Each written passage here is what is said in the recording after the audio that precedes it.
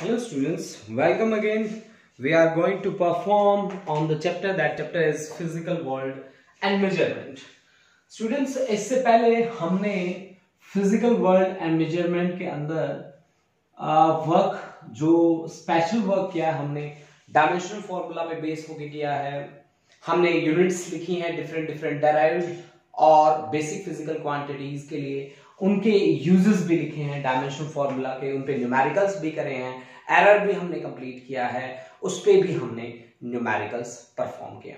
आज का जो मेरा आर्टिकल है that article is very easy, ठीक है। वो आर्टिकल बहुत इजी है। उस आर्टिकल में आपको कुछ भी याद नहीं करना, बट आपको सिंपली एक बार देखना है उन चीजों को, क्योंकि ये ऐसी चीजें हैं जो डेली लाइफ में बड़ा ही काम आते हैं। आप 11th की फिजिक्स पढ़ रहे हो, इसके साथ साथ आपके लिए जनरली भी बहुत सारी चीजों की जरूरत होती है स्टूडेंट्स। तो आज का लेक्चर मेरा जो रहेगा वो लेक्चर कोई भी रट्टाफिकेशन पे बेस नहीं है। आपको कोई रट्टाफिकेशन पे नहीं जाना, आपको सिंपली क्या काम करना है, आज आपको रिलैक्स होके पढ़ना है, ठीक है स्टूडेंट्स। आप जो भी मैं बताऊंगा आपको, आप केवल उसको देखेंगे, रट्टा नहीं मारेंगे, लर्न करने की भी कोशिश नहीं करेंगे, केवल आपको देखना है रिलैक्स होके, ठीक है। अगर आप रिलैक्स होके देखते हैं, आई एम 100% श्योर आपके लिए ये सारी की सारी चीजें बड़ी हेल्पफुल रहेंगी, आपकी डेली लाइफ में भी काम आएंगी। आपसे कोई पूछता है कि 1 inch is equal to how many metre, एक मीट्रिक टन में कितना होता है, एक टन में कितना होता है, ये बड़ी बेसिक बातें हैं, लेकिन बहुत बार हम इन बातों को स्किप कर जाते हैं, ठीक है। तो आज मैं उन्हीं बातों को आपको रिवाइज करके दूंगा स्टूडेंट्स। ये जो लेक्चर रहेगा, जो मेरा लास्ट लेक्चर था वो भी काफी इजी था, जो मेरा सिग्निफिकेंट फिगर और एरर्स पे था। आज का भी लेक्चर मेरा काफी इजी रहेगा, लेकिन हाँ जी, ये आपकी डेली लाइफ में बड़ा हेल्पफुल रहेगा, ना केवल डेली लाइफ में, जब हम फिजिक्स को कवर कर रहे होंगे तो भी हमारे काम आएगा। तो चैप्टर हमारा है physical world and measurement. Physical world and measurement. Students, हमारी नेचर की सबसे बड़ी जरूरत क्या है? मेजरमेंट। सबसे बड़ी जरूरत हमारी क्या है? मेजरमेंट है, ठीक है। और मेजरमेंट को हम सबसे पहले लिखते हैं क्या? This is essentially a process of comparison. Process of comparison. अब कंपैरिजन किसके साथ करते हैं? कंपैरिजन। मान लो स्टूडेंट्स कि मैं अपने घर से चल के गया और अपने घर से मैं बस स्टैंड तक चल के गया, मेरे बस स्टैंड तक चल के गया, और मेरे को उसकी लेंथ मेजर करनी है। तो मैं क्या लेके आऊंगा? एक मीटर वाला स्केल लेके आऊंगा और उस मीटर स्केल के साथ उसको कंपेयर करूंगा और देखूंगा कि वो स्केल कितनी बार लगा। वो मीटर स्केल मेरा मान लो 10 टाइम्स वहां तक जाते जाते मैं 10 टाइम्स उसके साथ कंपेयर कर लेता हूं। मतलब मेरा लेंथ कितना हुआ, मेरा डिस्टेंस कितना हुआ? 10 मीटर। यानी कि कंपैरिजन। 1 kg मेरे को मेजर करना है, तो 1 kg के लिए मैं क्या लेके आऊंगा? 1 kg वाले वो बट्टे होते हैं, वो मैं बट्टे लेके आऊंगा और उनके साथ उनको कंपेयर कर लूंगा। तो यानी कि मेजरमेंट जो है वो 100% श्योर है, वो कुछ नहीं है, कंपैरिजन है with the pre defined standards. Pre defined is पहले से डिफाइंड स्टैंडर्ड के साथ वो क्या चल रहा है? कंपैरिजन चल रहा है, ठीक है ना। वो कंपैरिजन ही हमें बताता है कि हाँ जी वैल्यू इतनी है। ये बात मेरी बिल्कुल क्लियर है, ठीक है। आपका वेट मेजर करना हो तो आप क्या करते हो? सोच के देखो, कंपैरिजन करते हो आप, ठीक है। उसी से आपके वेट का पता चलता है, और वहां पे कुछ ना कुछ एरर ना आए ऐसा हो नहीं सकता, है ना। वहां पे एरर ना आए ऐसा हो नहीं सकता, और एरर अगर आएगी तो हम किस चैप्टर में जाएंगे? एरर वाले चैप्टर में जाएंगे। और हमारी पॉइंटिंग में वैल्यू ना आए ऐसा भी हो नहीं सकता। अगर पॉइंटिंग वाली वैल्यू आएंगी तो फिर सिग्निफिकेंट फिगर और राउंड ऑफ में हम जाएंगे, ठीक है। तो आज देखिए बच्चा पार्टी, हमारे पास लेंथ के लिए मैं स्पेशली जो बातें करने वाला हूं वो लेंथ के लिए सबसे पहले मैं बात करूंगा। तो लेंथ में क्या होता है? एक तो डायरेक्ट मेजरमेंट होती है, डायरेक्ट कंपैरिजन होता है। जैसे मैं अपने घर से बस स्टैंड गया, मैं अपने घर से दिल्ली गया, मेरे को पता है कितने किलोमीटर है। मेरी गाड़ी का स्पीडोमीटर जो लगा होता है उसमें रीडिंग्स आ रही है, मुझे पता चल गया कि वो 280 किलोमीटर है मेरे घर से दिल्ली, ओके। अब अगर आपको चांद तक जाना हो तो क्या कोई आपके पास स्केल है कि आप स्केल लगाओगे चंदा मामा तक और आप डिस्टेंस बता दोगे? Never, no. तो ऐसे जो दूर दूर वाले डिस्टेंस है, चलो इस बात को छोड़ो, चंदा मामा को छोड़ दो, मान लो किसी भी आपके पास कोई हिल स्टेशन आप गए हो, ग्राउंड से देख रहे हो उसकी जो हाइट है वो कितनी हाइट है, तो आप कैसे करते हो? फिर तो है हमारे पास method, that method is trigonometrical method. आपको याद होगा स्टूडेंट्स कि किसी पहाड़ी की चोटी की हाइट निकालने के लिए आप क्या करते हो? This is the height, okay students, and this is ये आपको, आप यहां पे खड़े हो ऑब्जर्वर, आप यहां पे ऑब्जर्वर हो, ये देखिए आप हंसते हुए खड़े हो, मुस्कुरा रहे हो, ठीक है। आपने यहां का एंगल मेजर किया, एंगल मेजरिंग डिवाइस है आपके पास, मान लो थीटा आपके पास आया 45 डिग्री आया आपके पास, ठीक है। आपने ये डिस्टेंस मेजर कर लिया, ये है हाइट, ये हाइट आपको कैलकुलेट करनी है, A B. This is H is equal to क्या, यहां बॉटम से लेकर यहां तक का 20 मीटर डिस्टेंस पे आप खड़े हो, तो आप निकाल सकते हो आई थिंक इजीली, है ना। कैसे, आप बताइए मुझे।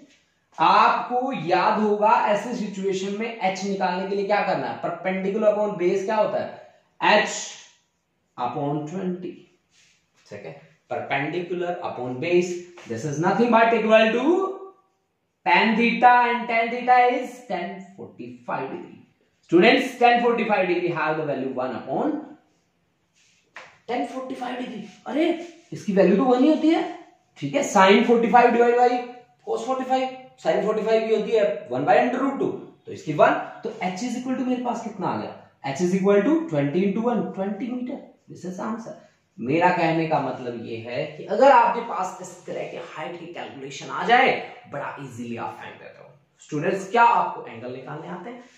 मेरी आप एक बात ध्यान रखिए, बहुत सारे बच्चे इस बात में पजल होते हैं कि सर जी 0.001 मेरे पास वैल्यू दे दी, तो उसकी वैल्यू मैं कैसे कैलकुलेट करूंगा? मतलब आपको कहीं पे भी एंगल कैलकुलेट करना पड़ जाए तो आप एंगल कैसे कैलकुलेट करेंगे? आपको वैल्यूज पता होती हैं। आपको एक शॉर्ट ट्रिक बताता हूं मैं आज आपको कि एंगल कैसे कैलकुलेट करोगे, आप एंगल की वैल्यू कैसे निकालोगे, ठीक है। चलो स्टार्ट करते हैं।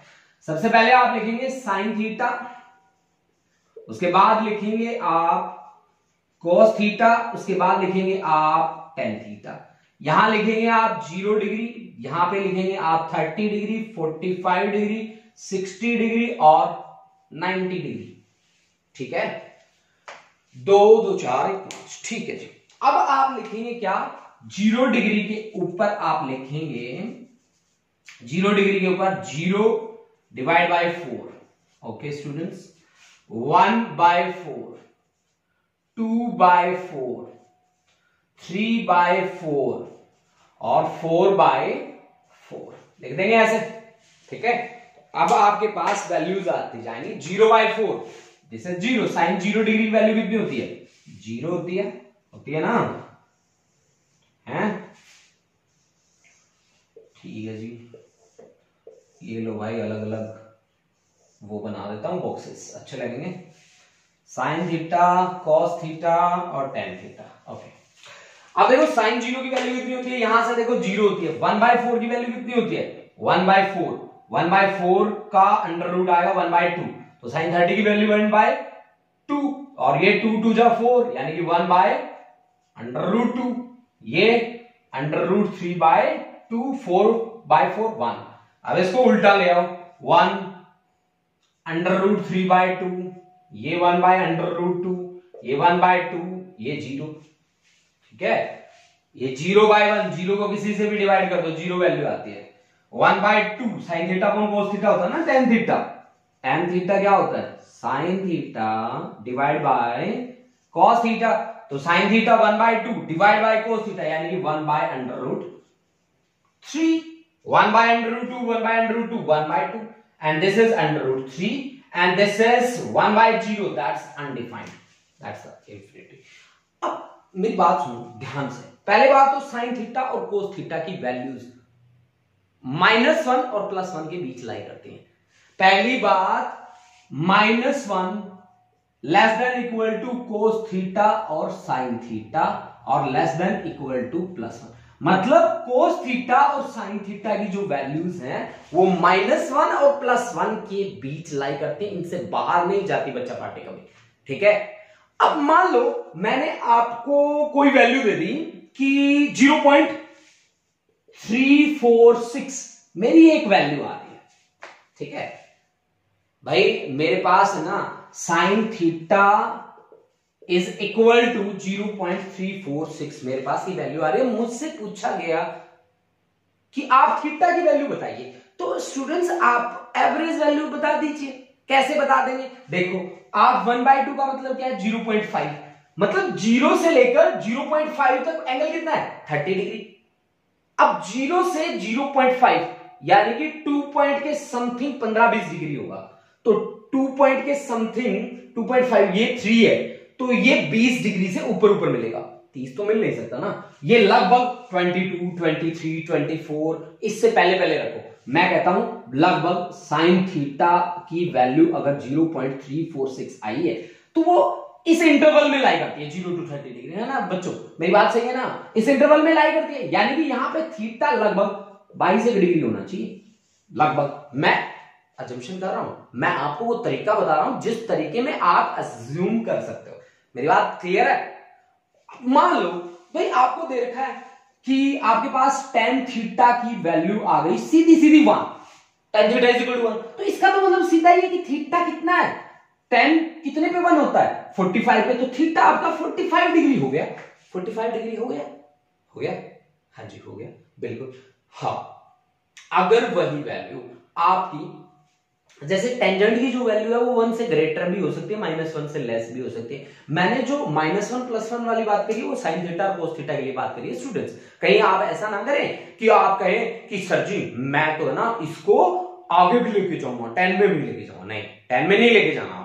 साइन थीटा और कोस थीटा के लिए बातें होती है कि इनकी मैक्सिमम और मिनिमम वैल्यू कितनी होती है? मैक्सिमम वैल्यू होती है +1 और मिनिमम वैल्यू कितनी होती है? -1। तो ये मैंने आपको ट्रिक बताई एंगल निकालने के लिए। ये कोई एग्जैक्ट एंगल नहीं होता, मैं बात कर रहा हूं केवल और केवल आपकी अजम्पशन बेस्ड की, केवल अजम्पशन बेस्ड है ये। ठीक है ना बच्चों? मेरी बात आप समझ रहे होंगे मेरे ख्याल से सही से। ठीक है, मैं नियरली बता देता हूं कि यहां आपका एंगल कहीं ना कहीं लाई कर रहा है, आप लिख दीजिए।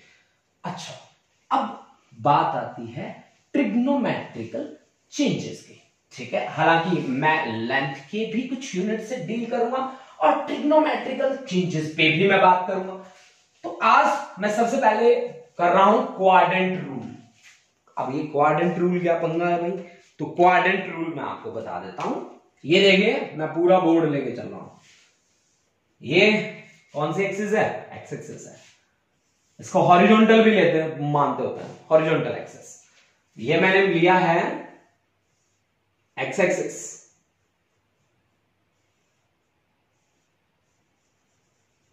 ये लो भाई, थोड़ी पेंटिंग वेंटिंग कर देता हूं, है ना? ये पॉजिटिव एक्स एक्सिस, ये नेगेटिव एक्स एक्सिस। ठीक है बच्चा पार्टी? और ये मेरा पॉजिटिव वाई एक्सिस, इसको मैं वर्टिकल एक्सिस भी बोलता हूं कई बार जब मेरा मूड अच्छा होता है। ठीक है, और ये मेरा नेगेटिव वाई एक्सिस। ठीक है, ये वाई डैश, ये वाई, ये एक्स डैश, ये रेफरेंस पॉइंट। ठीक है, आपको पता है ये आपका है फर्स्ट क्वाड्रेंट। क्वाड्रेंट रूल में कर रहा हूं, क्वाड्रेंट, फर्स्ट क्वाड्रेंट। ठीक है, ये है मेरा सेकंड क्वाड्रेंट, सेकंड क्वाड्रेंट। ये है मेरा third quadrant, third quadrant, and this is fourth quadrant, fourth quadrant. अब देखो, आप इसको ध्यान से देखो, फर्स्ट क्वाड्रेंट में आपको क्या दिख रहा है? आप केवल इसको देखो ना, केवल इसको देखो। आप फर्स्ट क्वाड्रेंट में हो, y प्लस है, x भी आपका क्या है? प्लस है। दिख रहा है ना बच्चों आपको? तो यहां पे x भी पॉजिटिव है और y भी क्या है? पॉजिटिव है। ठीक है, अब आ जाओ आप इसमें देखो आप ध्यान से, y तो मेरे को पॉजिटिव दिख गया, क्या x भी पॉजिटिव है? नहीं जी, x की तो नेगेटिव है, तो x आपका क्या हुआ? नेगेटिव हुआ। अब इसमें आओ, ये आपको ऐसे दिखा, मेरे को x भी नेगेटिव दिखा और y भी मेरे को क्या दिखा? नेगेटिव दिखा। फोर्थ क्वाड्रेंट में चले जाओ स्टूडेंट्स, इसमें मेरे को कौन दिखा? x पॉजिटिव दिखा और y क्या दिखा मेरे को? नेगेटिव दिखा। y मेरे को क्या दिखा?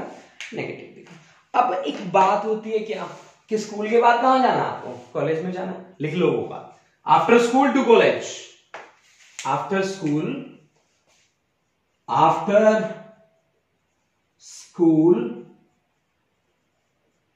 To college. अभी आप में से बहुत सारे बच्चे सोचते होंगे कि कॉलेज में जाएंगे, ठीक है, मौज मस्ती करेंगे, बिल्कुल कर लेना। आफ्टर स्कूल टू कॉलेज, इनके फर्स्ट वर्ड्स उठा लीजिए। After, A for all positive, first quadrant में सारे के सारे पॉजिटिव होंगे। After school, S for sine theta, sine का भाई कोसेक थीटा, कोसेक थीटा, ये तो सारे पॉजिटिव रहेंगे, बाकी सारे negative. After school to, T for tan और कोट आपके रहेंगे पॉजिटिव, बाकी सारे नेगेटिव। आफ्टर स्कूल, आफ्टर का ए खा गए, स्कूल का एस खा गए, टी का टू का डी खा गए, कॉलेज का सी खा जाएंगे। अब सी फॉर कॉस, कॉस का भाई कौन? सीकेंड, सीकेंड, ये पॉजिटिव, बाकी सारे नेगेटिव। लगता है ना मैथमेटिक्स पढ़ा रहा हूं। अब देखो हमें क्या करना है, जीरो से स्टार्टिंग करनी है, यहां से चलना है 0 डिग्री, यहां आ जाऊंगा कितना? 90 डिग्री, यहां आ जाऊंगा 90 जोड़ दे जाओ 180 डिग्री, 90 जोड़ दे जाओ 270 डिग्री, 90 जोड़ दे जाओ 360 डिग्री। मतलब मेरा एक रोटेशन जो पूरा हुआ है, that rotation is of 360 degree, वो 360 डिग्री का कंप्लीट हुआ है, ठीक है। अब देखो ये जो लाइन है ना, वाई वाली लाइन, इसको मान लो खतरे की लाइन, खतरे की लाइन। खतरे की लाइन कैसे भाई? कि इसमें साइन अगर 90 पे आ जाओ आप, तो साइन फिर हो जाएगा चेंज किसमें? कॉस में, कॉस हो जाएगा साइन में, कोसिकेंट हो जाएगा, कोसेक हो जाएगा सेक में, और सेक कोसेक में, टेन हो जाएगा कोट में, और कोट हो जाएगा किसमें? टेन में। ये आपकी कन्वर्जेंस रहेगी खतरे वाली लाइन पे। अब खतरे वाली लाइन कौन सी है? 90 और 270 वाली लाइन जो है वो खतरे वाली लाइन है, ठीक है बच्चा पार्टी, वो खतरे वाली लाइन है और खतरे वाली लाइन पे कन्वर्जन होगी। खतरे वाली लाइन कौन सी है? वाई वाली। कैसे पता लगेगा? अब हमें ऑल पॉजिटिव आपने लिखा है, इसमें साइन पॉजिटिव आपने लिखा है, इसमें 10 लिखा है, इसमें कॉस लिखा है। कैसे काम कैसे करेंगे? चलिए काम की स्टार्टिंग करते हैं। मैं आपको दे देता हूं, अच्छा first quadrant, first quadrant, first quadrant में यानी कि मेरे पास, मैं ऐसे लेके चलता हूं, साइन 90 प्लस थीटा कितना होगा? मुझसे पूछा गया sine 90 plus theta, 90 plus, 90 plus कौन से क्वाड्रेंट में कूद गया? थर्ड में, थर्ड में या सेकंड में? 90 प्लस सेकंड में आ गया ना, 90 प्लस सेकंड में, सेकंड क्वाड्रेंट में साइन पॉजिटिव होता है। अरे वाह, साइन पॉजिटिव होता है। 90 वाली लाइन पे साइन किसमें चेंज होता है? कॉस में। That this is cos plus होता है तो प्लस ही रखो, कॉस थीटा, है ना। लेकिन अगर यही होता ना मेरे भाइयों कि कॉस 90 प्लस थीटा, तो अब देखो 90 प्लस मतलब मैं इधर जा रहा हूं प्लस करके, सेकंड क्वाड्रेंट, सेकंड क्वाड्रेंट में कॉस क्या है? नेगेटिव, तो सबसे पहले नेगेटिव। अब 90 पे है ना आगे, तो 90 वाली लाइन और 270 वाली लाइन तो खतरे वाली लाइन है, इसमें कॉस किसमें चेंज हो जाता है? साइन में, तो this is minus of sine theta. Are you getting my point? Okay, अब 10 90 plus theta, 90 plus second quadrant में जा रहे हो भाई आप, तो बार बार तो माइनस लगा दो, माइनस कॉट ऑफ थीटा। ये ऐसा होगा, होगा ऐसा? अच्छा ठीक है, ऐसा होगा। अच्छा जी, अब मान लीजिए आप जा रहे हैं 210 डिग्री पे, ये 210 की बात क्यों करते हैं यार, हम कहते हैं ये sine 180 plus theta, 180 plus theta, sine 180, सुरक्षित लाइन 180 दिखा 100% सेफ है ना, कोई कन्वर्जन नहीं होगी, साइन का साइन ही रहेगा। बट साइन 180 प्लस यानी कि थर्ड क्वाड्रेंट में जंप कर रहे आप, थर्ड क्वाड्रेंट में जंप करते ही क्या याद आया आपको, देखो कौन है वहां पे पॉजिटिव, केवल 10 वहां पे पॉजिटिव है, बाकी सारे नेगेटिव है, तो नेगेटिव साइन लगाओ।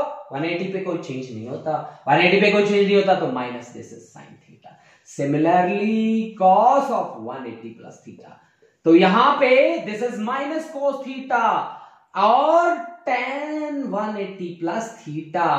हाँ जी, अब 10 पे आगे बढ़ी, मेरे को संतोष मिला, बड़ा अच्छा लगा मेरे को। 10 इसमें क्या है, पॉजिटिव है, तो प्लस आप सिंबल लगाइए। 180 और 360 पे कोई कन्वर्जन नहीं होती, तो प्लस 10 थीटा है ना, प्लस 10 थीटा हो रहेगा, बिल्कुल रहेगा जी, बिल्कुल रहेगा। ठीक है, अगर अब आपने अब यहां आइए और साइन 270 प्लस थीटा की बात कीजिए। फोर्थ क्वाड्रेंट में कौन होता है पॉजिटिव, कौन होता है पॉजिटिव है, कौन होता है फोर्थ क्वाड्रेंट में, सोचिए कौन होता है, कोस, बाकी सारे नेगेटिव, तो माइनस साइन तो लाना ही पड़ेगा, लाना पड़ेगा।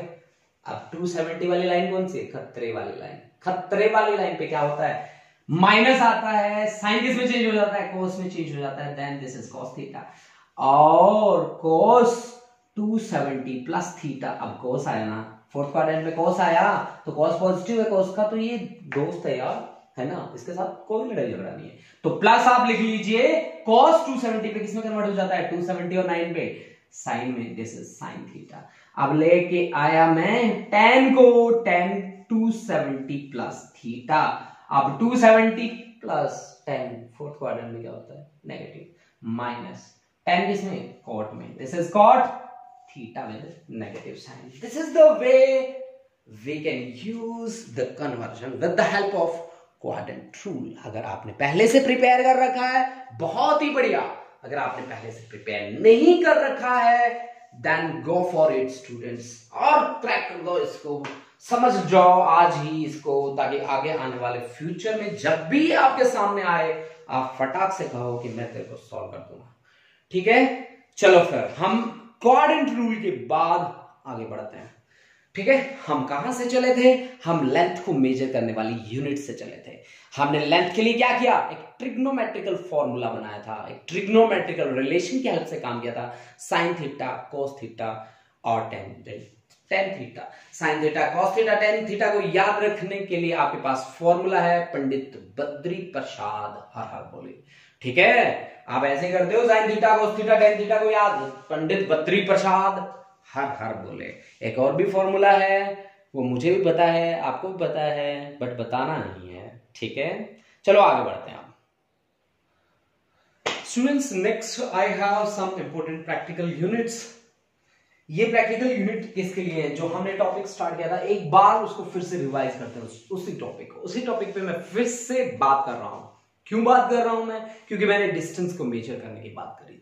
मैंने डिस्टेंस को मेजर करने के लिए एक कंपैरिजन किया, जिसमें मैं अपने घर से लेकर बस स्टॉप तक गया, अपने घर से लेकर मैं दिल्ली तक गया, तो मैंने क्या किया, कंपैरिजन किया, और फिर मैंने एक हिल की चोटी थी, एक पहाड़ी की चोटी थी, उसकी हाइट को मेजर किया, एक ऊंची सी बिल्डिंग थी, उसकी हाइट को मेजर किया with the help of trigonometrical relation.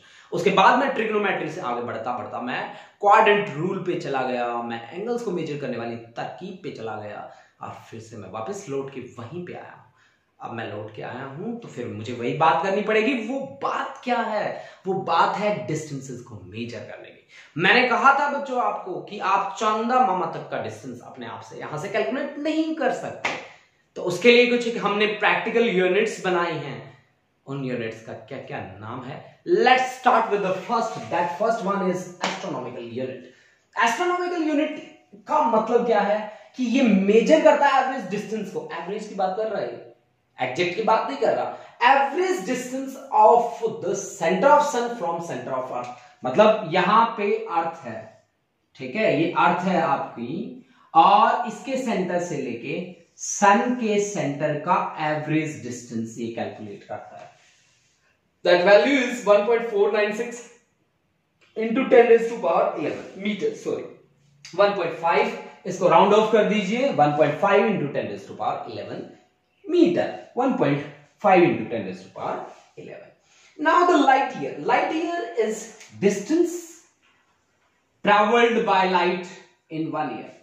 अब स्टूडेंट्स, आप डिस्टेंस और स्पीड में क्या रिलेशन होता है? सबसे पहले देखिए बच्चों, स्पीड इज इक्वल टू क्या होता है? स्पीड इज इक्वल टू होता है जी डिस्टेंस डिवाइड बाय टाइम, होता है कि नहीं होता? क्रॉस प्रोडक्ट कर लीजिए जी, तो distance is equal to distance multiplied by 1 is equal to distance, distance is equal to speed into time. अब लाइट की स्पीड हमारी नेचर में मैक्सिमम स्पीड होती है, no other particle can cross this limit, and this speed is, speed of light का क्या value होती है? 3 इंटू 10⁸ मीटर पर सेकेंड। ये वैल्यू होती है 3 इंटू 10⁸ मीटर पर सेकेंड। रखिए value. Distance s is equal to speed is 3 into 10⁸। अब time, एक पूरे साल में दिन कितने होते हैं? 365। एक दिन में कितने घंटे होते हैं? 24। एक घंटे में कितनी मिनट होती है? 60। एक मिनट में कितनी सेकंड होती है? 60। तो ये आपके पास आ गया क्या? पूरा का पूरा टाइम किसमें? सेकंड में।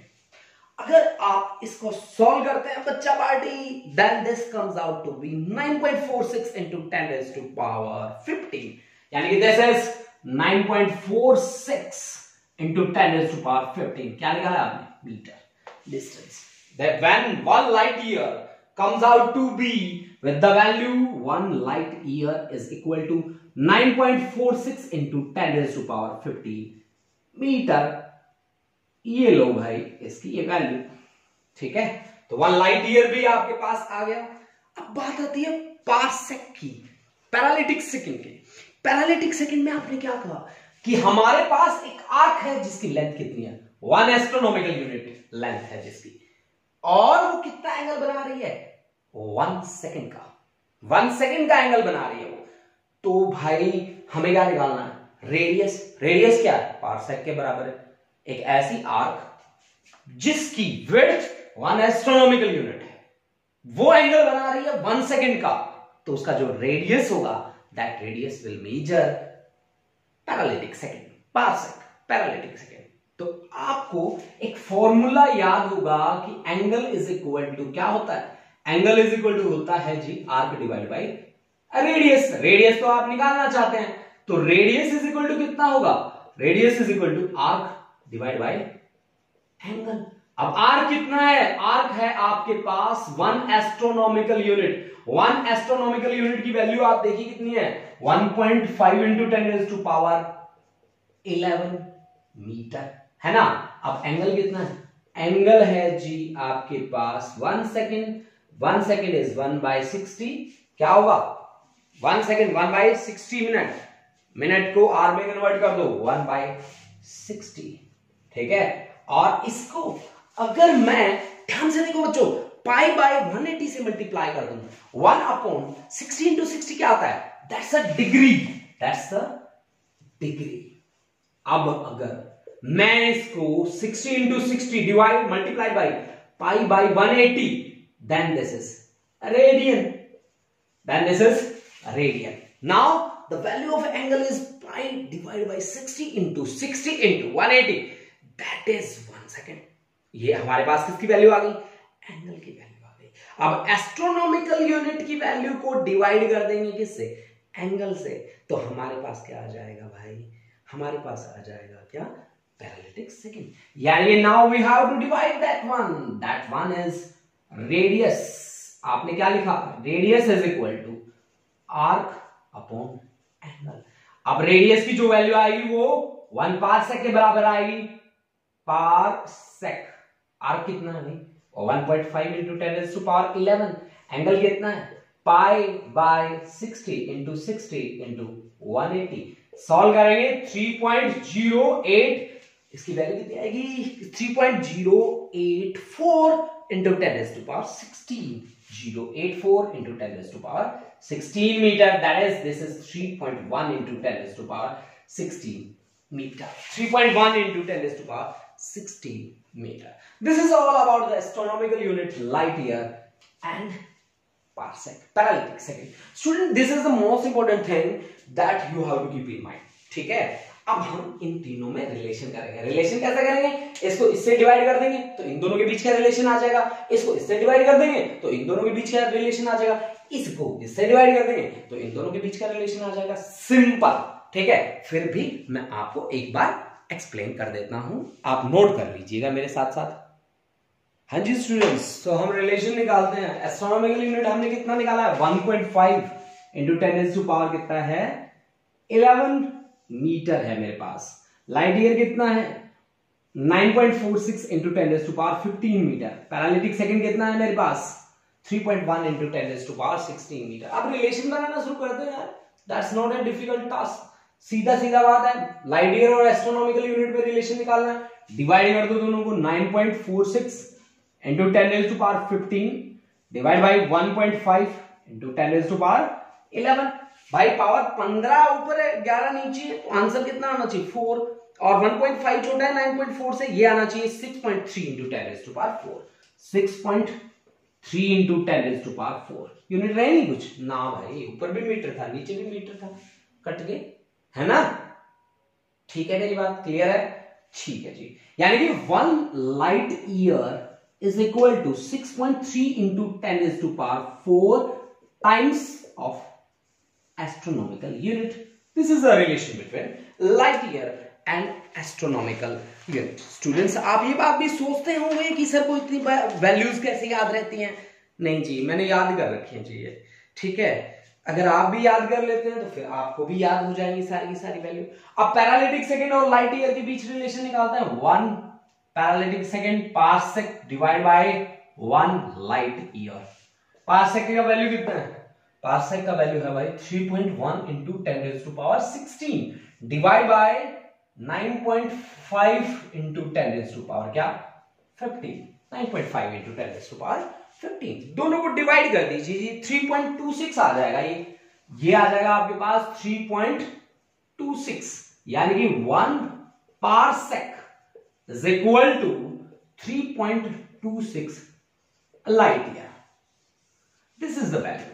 ठीक है, this is the relation between these 3 physical quantities that measure the length: astronomical unit, parallaxic second, and light year. अब मेरा टारगेट क्या है स्टूडेंट्स? बच्चा पार्टी, अब मेरा टारगेट है आपको कुछ यूजफुल बातें बताने का, कुछ अच्छी अच्छी बातें बताने का, कुछ इंचेस कितने होते हैं, फुट कितना होता है, एपरेशन ऑफ पावर 10 क्या होता है, उसमें हमें कैसे याद करना है, कैसे प्रिपेयर करना है, कौन कौन सी चीजें हमें प्रिपेयर करनी है, कौन कौन सी चीजों को कैंसिल आउट कर देना है. ये सारी की सारी बातें भी हम यहाँ पे सीखने वाले हैं. तो मैं इसको रब कर रहा हूँ स्टूडेंट्स. नेक्स्ट मैं आपको कुछ महत्वपूर्ण बातें बता देता हूँ. रट्टा मारने की बिल्कुल भी जरूरत नहीं है बच्चा पार्टी. केवल आपको देखना है और समझना है. अगर समझ में आ गया तो ठीक है, रट्टे मारने की क्या जरूरत है? कुछ भी नहीं है. Some useful units of length मैं यहां पे लिखने वाला हूं. Some useful units of length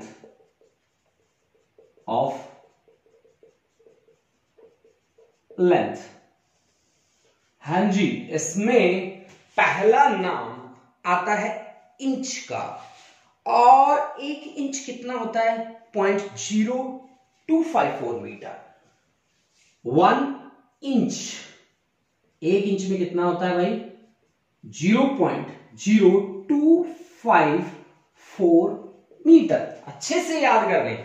ठीक है, रट्टे मारने की बिल्कुल भी जरूरत नहीं है बच्चा पार्टी. ठीक है, 1 फुट कितना होता है? ये 254 से हुआ था, उसकी जगह 2 की जगह 3 कर दो. ठीक है, 0.3048. ठीक है, 1 फुट सुना तो होगा आप लोगों ने. 0. ये 0 से था ना? नहीं, ये 3048 मीटर. 3048 मीटर. ठीक है, उसके बाद आता है 1 यार्ड. यार्ड भी सुना होगा आपने. 0.9144. 1 yard 0.9144 metre, 1 yard. 1 mile, mile आपने सुना होगा, सुना है, बट वैल्यू नहीं पता है, वैल्यू नहीं पता है, अभी पता चल जाएगी। तो 1 माइल कितना होगा, 1.609 into 10⁻3। 1 mile, 1 mile that is 1.0, इसका वैल्यू 1.609 इंटू 10⁻3। 1.609 इंटू 10⁻3 मीटर, भूल जाते हैं भाई, ठीक है। और 1 नॉटिकल माइल, नॉटिकल माइल होता है 1.852, 1.852 इंटू 10⁻3 मीटर, 1 नॉटिकल माइल, ठीक है जी, नोट कर लीजिए बच्चा party. After that small areas को मेजर करने की मैं बात करूंगा, ठीक है। ये यूजफुल यूनिट ऑफ लेंथ, अब उनकी कुछ यूनिट्स हैं, तो मैं डायरेक्टली आपको लिख रहा हूं, आप उसका स्क्रीनशॉट ले लीजिएगा स्टूडेंट्स, ठीक है। तो मैं उनको डायरेक्टली यहां पे लिख रहा हूं, आप स्क्रीनशॉट ले लीजिए और नोट कर लीजिए अपनी नोटबुक में। नेक्स्ट देखिए, आपके पास है फॉर मेजरिंग स्मॉल एरिया, आपके पास है 1 बैरन 10⁻⁻28 मीटर स्क्वायर, 1 एकड़, एकड़ जमीन तो आपने सुनी होगा ना, कितने एकड़ जमीन है उनके पास, ठीक है। तो स्टूडेंट आपसे पूछा जाए कि हमारे पास मान लो कि आपके पास 30 एकड़ जमीन है, आपसे पूछे, आपके फादर साहब भी पूछ लें कि भाई नॉन मेडिकल ले लिया है, मेडिकल ले लिया है, कंपटीशन की तैयारी कर रहे हो, हमारे पास इतनी एकड़ जमीन है और 1 एकड़ में कितना मीटर होता है, फटाक से आंसर देना है, रट लेना, घर पे जरूर पूछेंगे। दिस इज 4047 मीटर स्क्वायर, ठीक है, 4047 ना मीटर स्क्वायर। हेक्टेयर में कितनी जमीन होती है, 10⁻4 मीटर स्क्वायर, ये बड़ा आसान है, हेक्टेयर कहा जाए 10⁻4 मीटर स्क्वायर, फटाक से आंसर करना है। For measuring heavy masses, masses में क्या आता है 1 टन, TONNE, और मीट्रिक टन 1000 किलोग्राम। बहुत सारे बच्चों को ये बातें नहीं पता होती, बच्चों को क्या पता नहीं होती, बड़ों को नहीं पता होती कि यार मीट्रिक टन कितना होता है, पता ही नहीं होता है ना। आप पता कर लो बच्चों, ठीक है, और पूछना किसी से, ठीक है, जो आपके लिंक में आए। तो क्विंटल में कितना होता है, अरे क्विंटल का भी नहीं पता होता यार, 100 kg होता है भाई, ठीक है। 1 slag दैट इज 14.5 kg, और लार्जेस्ट प्रैक्टिकल यूनिट जो है वो है 1.4 times the mass of sun, that is अपना चंद्रशेखर है, ठीक है, Chandrasekhar limit, that is known as CSL, और 1 CSL कितना होता है 1.4 times the mass of sun, ठीक है स्टूडेंट्स। तो ये है आपके पास measuring small areas, measuring heavy masses, useful unit of length. उसके बाद भी मैं रुक नहीं रहा, कुछ और बता के चलूंगा आपको, तो आप वेट कीजिए और देखिए। हाँ जी student, next we have for measuring pressure. Pressure के बारे में बहुत सारी बातें सुनी होगी आपने, प्रेशर की यूनिट भी आपने लिखी है, डायमेंशन फॉर्मूला भी आप लोगों ने लिखा है अभी अभी रिसेंटली। तो प्रेशर के बारे में जब भी मैं बात करता हूं तो मेरे को याद आता है force per unit area. Force per unit area is nothing but equivalent to pressure, ठीक है। अगर यही सॉलिड में बात की जाए तो सॉलिड में उसी का नाम होता है स्ट्रेस, ठीक है, स्ट्रेस नाम से जाना जाता है। और यहां पे मेजरिंग की डिफरेंट यूनिट्स हैं, जैसे कि 1 बार, सबसे पहले 1 bar is equal to 1 atmospheric pressure, that is equal to 10⁻5 newton per metre square. Pressure has a unit Newton per meter square, and that was derived, the concept was derived with by the Pascal, so it is named as Newton per meter square is equivalent to Pascal. Okay, 1 मिली जहां पे भी लग जाए 10⁻³ लगा दो, ठीक है। आगे बार है, 1 bar is equal to 10⁻5 pascal, then this comes out to be 10⁻2 pascal, यानी कि 1 milli bar is equal to 10⁻2 pascal. Okay, 1 torr, that is 1 mm of Hg column, 1 millimeter of Hg column, Hg is mercury, ठीक है, as 1 standard atmospheric pressure is equivalent to 760 mm of Hg column, 76 centimetre होता ना वो, हाँ जी। So 1 bar is equal to 760 torr, 1 bar is equal to 760 torr. अब जो students मैं आपको यहां पे करवाने वाला हूं, that's the most important thing. ये आपके फिजिक्स में कहीं पे भी चले जाना, न्यूमेरिकल जहां जहां पे सॉल्व करोगे आप, आपके सामने ये आके खड़ा हो जाएगा, ये वर्ड्स आपके सामने खड़ा हो जाएंगे। तो आज इनको टिप्स पे ले आओ। मैंने कंप्लीट नहीं कराया, वो कराया है जो बहुत बार यूज होता है आपकी फिजिक्स में, जिसमें से हैं deci, centi, milli, micro, nano, pico, femto, deka, hecto, kilo, mega, giga, tera, peta, बस पेटा, ठीक है ना। ये सब कुछ 14 आप रिमेंबर कर लीजिए, लर्न कर लीजिए ये 14, that will definitely change your style, change your life and physics, है ना। यानी कि 10⁻⁻1 जहां पे भी आए डेसी वर्ड होगा छोटे वाला डी, जहां स्मॉल डी लिखा हो, समझ जाइए क्या क्या समझोगे भाई, 10⁻⁻1 है वो। सेंटी का सी लिखा होगा, सेंटी का मतलब होता है 10⁻²। जहां मिली आ जाए, अभी आया था थोड़ी देर पहले, मैंने क्या किया 10⁻³ लिखा के नहीं लिखा, हाँ जी लिखा। माइक्रो जहां पे भी आ जाए 10⁻�6, सिंबल इज म्यू, है ना। अच्छा, नैनो 10⁻�9, सिंबल छोटे वाला है, स्मॉल है। Pico 10⁻12, symbol is small P. Femto 10⁻15, symbol small F. Deca 10⁻1, symbol is D. Hecto 10⁻2, H symbol. Kilo का के सिंबल होता है 10⁻3। मेगा का मतलब होता है 10⁻6, symbol is capital M. Giga का मतलब होता है 10⁻9, symbol is capital G. Tera का मतलब होता है 10⁻12, symbol is capital T. And peta का सिंबल होता है 10⁻15 and symbol is capital P. Students take a screenshot the lecture. Today we have given the most important lecture. ये lecture पूरा का पूरा आपके नॉलेज के लिए है। यहां स्टूडेंट्स आपको रट्टा मारने की कुछ भी जरूरत नहीं है, रट्टाफिकेशन पे नहीं जाना है, लेकिन आज आपने जो सीखा है definitely it will help a lot in physics, ठीक है। तो आप इन चीजों को प्रिपेयर करें स्टूडेंट, एंजॉय करें आप फिजिक्स को, दिल से पढ़ें, खुशी खुशी पढ़ें, खुश रहें, घर पे रहें, स्वस्थ रहें students. Thank you, have a nice